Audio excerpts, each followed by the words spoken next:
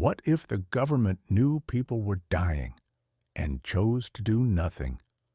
What if a cure already existed, but it was deliberately withheld? And what if this didn't happen for days or months, but for 40 years? Because that's exactly what happened in the United States. And for decades, almost no one talked about it. In the early 1930s in rural Alabama, the U.S. government launched what it described as a public health study. Its goal, officials said, was to understand how a disease progressed over time. The disease was syphilis. Hundreds of poor black men were enrolled in the study. Most had little formal education. Many couldn't read. They were told they would receive free medical care, meals, and burial insurance. What they were not told was the truth. They were not being treated. They were being observed. At the time, syphilis was a serious and often fatal illness. Left untreated, it caused organ failure, blindness, paralysis, and death. The men trusted the doctors. After all, these doctors represented the U.S. government.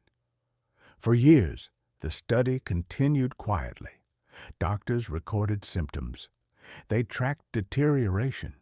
They took notes as bodies slowly broke down. And then, in the 1940s, something changed everything. Penicillin was discovered to be an effective cure for syphilis. It was cheap. It was widely available. It worked. At that moment, the study should have ended. It didn't. Instead, the men were deliberately denied treatment. Even worse, steps were taken to make sure they never received it elsewhere. Local doctors were told not to treat them. Draft boards were instructed to keep them out of military medical programs. Medical records were quietly marked to ensure the study could continue uninterrupted.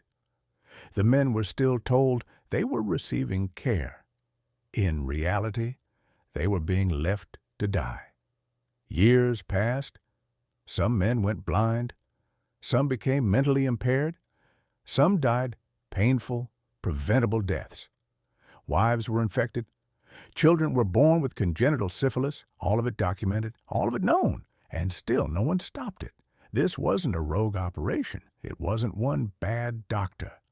This study was funded by the federal government, reviewed by medical professionals, and renewed year after year. By the 1950s and 1960s, ethical standards in medicine had changed. Doctors were now required to inform patients and obtain consent.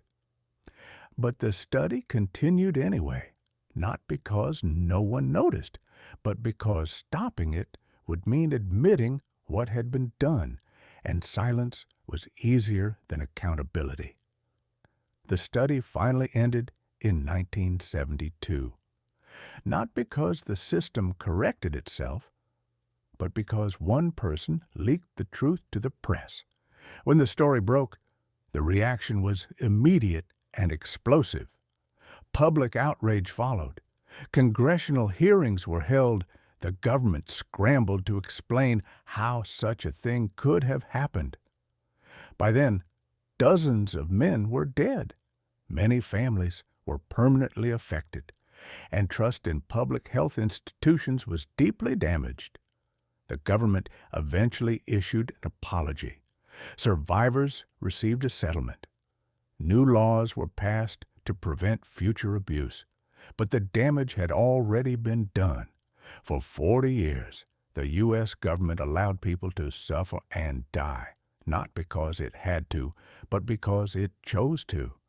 So how did this happen? It happened because authority went unquestioned, because bureaucracy protected itself, because the victims were poor, marginalized, and easy to ignore. There were no riots, no troops in the streets, no single dramatic night, just a slow, quiet collapse of ethics, decision by decision.